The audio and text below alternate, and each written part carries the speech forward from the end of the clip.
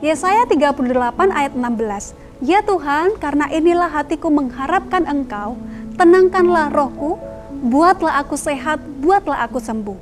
Ketika kita berada di dalam kondisi yang sulit, hati kita juga begitu sulit. Hati kita penuh dengan tekanan.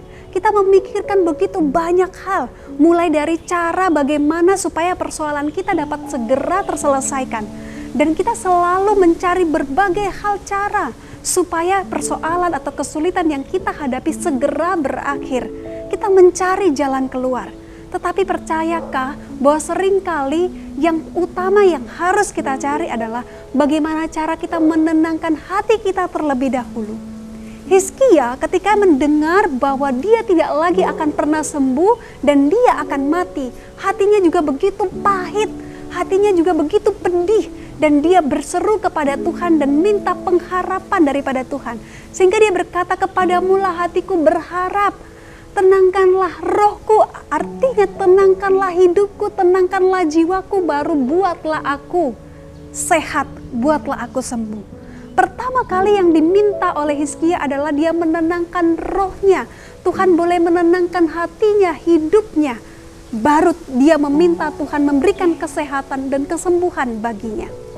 Begitu juga dengan hidup kita, ketika kita mengalami kesulitan, mengalami pergumulan, mengalami permasalahan, mintalah Tuhan terlebih dahulu menenangkan hati kita, supaya kita dapat berdoa, supaya kita dapat berseru memohon pertolongan Tuhan, supaya kita dapat mendengar suara Tuhan, supaya kita dapat mengerti apa yang Tuhan mau atas persoalan kesulitan yang saat ini kita hadapi. Karena percayalah, ketika hati kita tenang, ketika roh kita tenang, maka kita akan dapat mengerti apa yang Tuhan kehendaki atas hidup kita dan mengapa semua itu terjadi.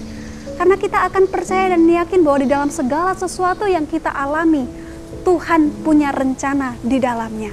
Maka mintalah Tuhan menenangkan hatimu ketika saat ini engkau mengalami begitu banyak hal yang sulit. Baru mintalah Tuhan menjamah, memulihkan hidupmu.